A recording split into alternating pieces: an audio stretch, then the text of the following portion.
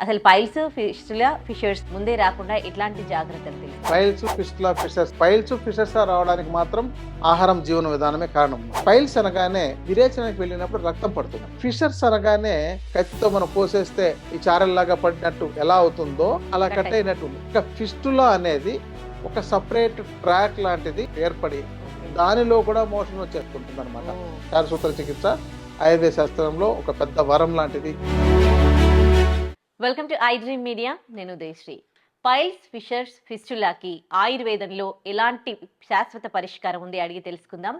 అమృతం ఆయుర్వేదం హాస్పిటల్ నుంచి డాక్టర్ సుబ్రహ్మణ్యం గారు ఉన్నారు, ప్రముఖ ఆయుర్వేద వైద్యులు. ఆయనతో మాట్లాడదాం. నమస్తే అండి. నమస్తే. చాలా మందికి అంటే మలబద్ధకానికి సంబంధించి ఏమైనా సమస్య వచ్చినప్పుడు పైల్స్ పైల్స్ పైల్స్ అంటూ ఉంటారు. అసలు పైల్స్, ఫిస్టులా, ఫిషర్స్ కి డిఫరెన్స్ కూడా తెలియదు. వీటి డిఫరెన్స్ ఎట్లా తెలుసుకునేది? ముందే రాకుండా ఎట్లాంటి జాగ్రత్తలు తెలుసు? Piles, fistula, fissures. దీంట్లో పైల్స్, ఫిషర్స్ రావడానికి మాత్రం ఆహారం, జీవన విధానమే కారణం. ఎందుకంటే వీళ్ళు ఎక్కువగా ఈ చికెను, ఈ పికెల్స్, వేడి చేసే వాతావరణంలో జీవించడం, ఆ శరీరానికి సరిపడంత నీటిని తాకపోవడం, విరేచనం సక్రంగా వెళ్ళకపోవడం, ఈ గ్యాస్ ట్రబుల్ ఇలాంటి సమస్యలు ఉండడం, ఏదైనా ఒకటే ఆహారాన్ని అతిగా తినేస్తుండడం, ఇలాంటి వాటి వల్ల మనకు శరీరంలో హీట్ పెరిగిపోయి చాలా వరకు ఈ పైల్స్ వచ్చే అవకాశాలు ఉంటాయి. ప్రధానం అదే బేసిక్గా. ఇప్పుడు అడ్వాన్స్డ్గా ఆధునికంగా చాలా రకాల కారణాలు చెప్పొచ్చు. మీకు ఇలా మ్యూకస్ మెమరీ దెబ్బతిందని, ఇంకోటని చాలా పేర్లన్నీ ఉన్నాయి. వాటితో అంత అవసరం లేదండి. ఇవన్నీ కూడా ఎప్పుడో తీవ్రమైన పరిస్థితుల్లో వెళ్ళి చెక్ చేసుకున్నప్పుడు వచ్చే లక్షణాలు కనపడేవి. కానీ బేసిక్గా అయితే ఎవరికైనా ఇక్కడ పైల్స్, ఫిస్టులా, ఫిషర్ డిఫరెన్స్ అడిగారు. దీంతో ఏంటంటే పైల్స్ అనగానే ప్రధానంగా ఫస్ట్ గ్రేడ్లో విరేచనకి వెళ్ళినప్పుడు రక్తం పడుతుంది. ఫస్ట్ గ్రేడ్లో రక్తం పడి వాళ్ళకి ఎలాంటి నొప్పి ఉండదు, ఇబ్బంది ఉండదు. రక్తం మాత్రమే చుక్కలు చుక్కలుగాను కొంచెం విరేచనం కంప్లీట్ అయిన తర్వాత కొంచెం ఎక్కువగా కూడా పడవచ్చు. ఇది ఫస్ట్ డిగ్రీ పైల్స్లో కనపడే లక్షణం అండి. కానీ కొంతమందికి మంట, నొప్పి వస్తుంది, విరేచనానికి అంటుకుంటూ రక్తం వస్తుంది, అది ఫిషర్స్. ఇక లోపల మనకు రక్తంలో గడ్డలు లాంటివి డెవలప్ అయ్యి, అంటే ఒక నేరేడు పండులాగా లేదా ఒక ద్రాక్ష పండులాగా లోపల గడ్డలు లాంటివి డెవలప్ అవుతాయి అన్నమాట.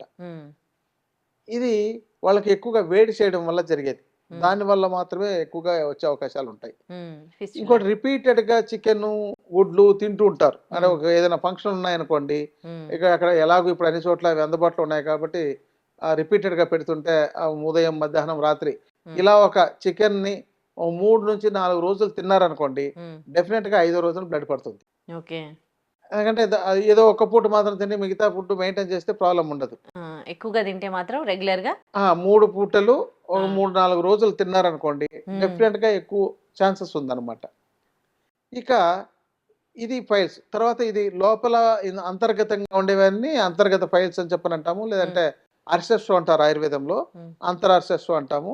ఇదే బయటకు వేలాడుతున్నట్టు ఏమైనా పైకి ఉబ్బి వచ్చేస్తుంటే బాహ్యర్షస్సు అంటాం, అంటే ఎక్స్టర్నల్ ఫైల్స్. సో ఇది వాళ్ళ యొక్క పరిస్థితిని బట్టి చికిత్స చేయాల్సి వస్తుంది. ప్రధానంగా 90% ఎవ్వరికి ఏ సర్జరీ అవసరం ఉండదు. దీంతో కేవలం మందులతోనే తగ్గించవచ్చు. చివరికి నీళ్లు బాగా తాగినా తగ్గుతుంది. నీళ్లు టబ్లో పోసి దాంతో స్విచ్ బాత్ చేసినా కూడా కొంతవరకు రిలీఫ్ ఇస్తుంది. ఒక ఐస్ గడ్డలు పెట్టుకున్నా కూడా రిలీఫ్ ఇస్తుంది. ఫ్యాన్ గాలికి పెట్టుకున్నా రిలీఫ్ ఇస్తుంది. ఇలాంటివన్నీ ఉన్నాయి పరిష్కారాలు. ఇది ప్రారంభంలో. కొంచెం ఎక్కువ అయిపోతున్నట్లయితే భయం ఉంటుంది కొంతమందికి రక్తం పడ్డప్పుడు. అలాంటి వాళ్ళకు ఆ రక్తం ఆపడానికి మందులు వాడాల్సిన అవసరం రావచ్చు. కొన్ని కరక్కాయ, బూడిద గుమ్మడి ఇలాంటివన్నీ కూడా పనిచేస్తాయి. కానీ వాటిని అది తెలుసుకొని వాడుకోవాలి. ఇక ఫిషర్స్ అనగానే ఆ యొక్క రక్తం చుట్టూ అలా యానస్ ఆ పై భాగంలో చుట్టూ ఇలా కట్ చేసినట్టు, అంటే కత్తితో మనం కోసేస్తే ఈ చారల్లాగా పడినట్టు ఎలా అవుతుందో, ఇలా అంటే ఇప్పుడు మనం ఇలా తీసుకున్నట్లయితే ఈ చారల్లాగా ఎలా ఉందో అలా కట్ అయినట్టు ఉంది. దీన్ని ఫిషర్స్ అంటారు. ఇదేంటంటే ఇది కూడా వాళ్ళ ఆహారం, జీవన విధానం తేడా, నీళ్లు సరిపడినంత తాగకపోవడం, మలబద్ధకం ఉండడం, ఇది విరేచనానికి వెళ్ళినప్పుడు ముక్కడం. చాలా మంది చేసే పని ఏంటంటే అది సహజ సిద్ధంగా జరగాలి. కానీ అది వెళ్ళగానే ఒక 5 నిమిషాల్లో బయటకు వచ్చేటట్టు ఉండాలి మ్యాక్సిమం. చాలా మంది గంటలు గంటలు కూర్చొని అక్కడ ముక్కుతుంటుంటారు. అలాంటి వాళ్ళు దీని బారిన పడుతుంటారు. ఆ ఒత్తిడి వల్ల ఈ యొక్క ఉరుచుకొని పోయినట్టు అయ్యి, లేకపోతే అక్కడ డ్రైనెస్ వచ్చేసి అవి పగుళ్ళలాగా వచ్చేసి తర్వాత అది పుండు మానకుండా పోతుంటుంది. ఎందుకంటే వీళ్ళు రోజు విరేచనానికి వెళ్ళాలి కాబట్టి మళ్ళీ అది పగలడం, మళ్ళీ రక్తం మోషన్కి అంటుకున్నట్టు రావడం, తర్వాత మంట ఉంటుంది. ఫిషర్స్ లో అతిగా మంట ఉంటుంది, పైల్స్ లో నొప్పి ఉంటుంది. ఫిషర్స్ లో నొప్పి మంట ఎక్కువగా ఉంటుంది, పైల్స్ లో మంట ఉండదు. ఇది గుర్తుపెట్టుకోవాలి. వీళ్ళకు రోజు అంటే విరేచనకు వెళ్ళడానికే కష్టంగా అనిపిస్తుంటుంది. తర్వాత భయం, ఆ మంటకు తట్టుకుంటామో లేదో అన్నంత భయంతో గడుపుతుంటారు. వీళ్లకు ఆహారము, జీవన విధానం, కొన్ని రకాల మందులతోనే మ్యాక్సిమం తగ్గుతుందండి. దీనికి ఏమి ఆపరేషన్ లాంటివి ఏమి అవసరం లేదు. కానీ దీనికి ఒక ప్రాబ్లం ఏంటంటే, ఈ గ్రామీణ ప్రాంతాల్లో ఇలాంటివి రాగానే వెంటనే అక్కడ దగ్గరలో ఉండే ఒక ఈ బెంగాలీ డాక్టర్స్ ఉన్నారు మనకు. మన రాష్ట్రాల్లో, తెలుగు రాష్ట్రాల్లో ఎక్కడ చూసినా బెంగాలీ డాక్టర్స్. ఈ బెంగాలీ డాక్టర్స్ మీకు ఫైల్స్ వచ్చేసేది, మీకు ఆపరేషన్ చేస్తామని చెప్పని వాళ్ళకు 25,000 50,000 అని చెప్పని చేస్తుంటారు. సో వీటికి ఇంత అవసరం ఏమి ఉండదన్నమాట. ఇది మిస్గైడ్ చేసేది. తర్వాత ఆ ఫిషర్స్ కు మనం సిడ్జ్ బాత్ చేయడం, కొంచెం బూడిద గుమ్మడి జ్యూస్ లాంటివి తాగడం, కరక్కాయ బెల్లం లాంటివి తినడం, రెండోది నెయ్యి లాంటి దాన్ని ఎక్స్టర్నల్ గా అప్లై చేసుకుంటుండడం, అక్కడ దాని లూబ్రికేషన్ ఇంప్రూవ్ అయ్యేటట్టు చేసుకుంటే ఫిషర్స్ కూడా తగ్గుతుంది. ఇంకా ఫిస్టులా అనేది ఒక సపరేట్ ట్రాక్ లాంటిది. విరేచనం ట్రాక్ ఎలా ఉంటుందో అంటే మోషన్ వచ్చే ఆ ట్రాక్ ఎలా ఉంటుందో అట్లకి సపరేట్ గా ఇంకోటి ఏర్పడి దానిలో కూడా మోషన్ వచ్చేస్తుంటుంది అనమాట. అంటే చీము, రక్తం లాంటిది రావడం, అంటే బిగినింగ్ లో అయితే కొంచెం నొప్పిగా రావడం, రక్తం రావడం, చీము రావడం జరుగుతుంది. అది సివియర్ అయిపోయి సపరేట్ ట్రాక్ ఏర్పడితే దాంతోనే విరేచనం వచ్చినంత అంత సివియర్ గా కూడా వచ్చే ఉంటాయి. అవి 2, 3, 4, 5, 10 కూడా వచ్చిన వాళ్ళు ఉంటాయి కొంతమందికి. ఆ చుట్టూ తయారైపోతుంటాయి. ఇది చెప్పాలంటే ఒక కర్మరోగం కింద చెప్పాలి. అది చాలా సఫర్ అవుతారు. వాళ్ళకైతే క్షారకర్మ అనే ఒక క్షారసూత్ర అనే ఒక చికిత్స ఉంది. అంటే ముఖ్య క్షారంతో ఉపయోగించి చేస్తామో, ఇక్కడ ఒక థ్రెడ్ కు క్షారాన్ని మెడిసిన్ ని దాంతో ప్రాసెస్ చేసి దాన్ని డ్రై చేసి ఆ యొక్క థ్రెడ్ ని లోపలికి పంపించి ఆ లోపల ఉన్న ఊండునంతాను హీల్ చేసేటట్టు దాంతో ఉండేదంతా డ్రైన్ చేయించి అది హీల్ చేస్తుంది. అదొక మంచి క్షారసూత్ర చికిత్స. ఆయుర్వేద శాస్త్రంలో ఒక పెద్ద వరం లాంటిది, అద్భుతమైంది. కానీ పెయిన్ చాలా ఉంటది ఆ ట్రీట్మెంట్ ఇచ్చేటప్పుడు అంటారు కదా. అది ఇప్పుడు సర్జరీ చేసినా అదే జరుగుతుంది. కానీ సర్జరీ చేసిన తర్వాత రిపీట్ అయ్యే అవకాశాలు ఎక్కువగా ఉంటున్నాయి. అంటే ఒకటి దానికి చేస్తే మళ్ళీ 4, 5 తయారవుతుండే సందర్భాలు కూడా ఉన్నాయి. ఎన్ని ఆధునికమైన చికిత్సలు వచ్చినా ఈ చికిత్స వీటన్నిటికన్నా ఒక తోపు లాంటిది అని చెప్పొచ్చు. ఎందుకంటే అమోఘంగా పనిచేస్తుంది. ఇది ఒక ట్రెడిషన్. ఇప్పుడు ఇతర కంట్రీల్లో కూడా ఇప్పుడు ప్రస్తుతం ఈ చికిత్సనే వాడుతున్నారు. ఎక్కడైతే చేశారో అక్కడ సక్రమంగా చికిత్స జరిగితే, సంపూర్ణంగా జరిగితే మళ్ళీ అక్కడ వచ్చే అవకాశాలు ఏమీ లేవు.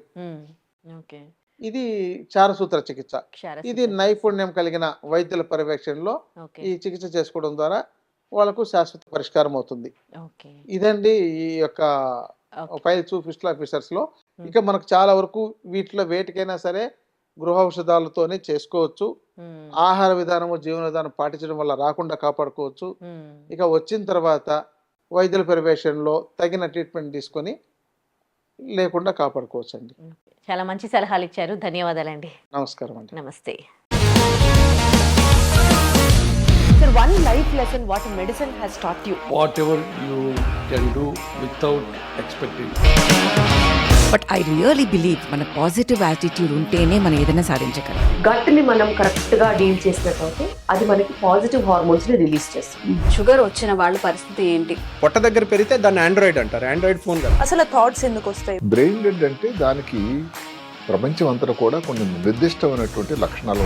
మానసికంగా ధైర్యంగా ఉంటే క్యాన్సర్ జయించవచ్చు. You are a doctor for a cause sir, అంతే. వాళ్ళకి వచ్చిన ఆదాయం కాకుండా ఫ్రీ సర్వీస్ ఎంతమందికో చేస్తుంది. And for more videos, Please subscribe to iDream. Please subscribe to iDream. Please subscribe iDream. And please subscribe to iDream. For more videos, subscribe to iDream. please like, share and subscribe to the channel. Congratulations, iDream. Subscribe to iDream. Subscribe to iDream. So subscribe to iDream Media. iDream ki iDream team andarki huge congratulations. Please subscribe iDream Media. Please subscribe to iDream. Subscribe iDream. Please subscribe to iDream. I dream అంటే నా కళల ఛానల్ను subscribe చేసుకున్న నోరు తిరుగుతలేదు. మీరైతే గంట గుర్తు కొట్టండి. For more such videos, please subscribe to iDream. Subscribe to iDream. Please subscribe to iDream. Please subscribe iDream Media. Please do subscribe to iDream. Please subscribe to iDream Media. For best entertainment and information, please subscribe iDream. And don't forget to subscribe to iDream.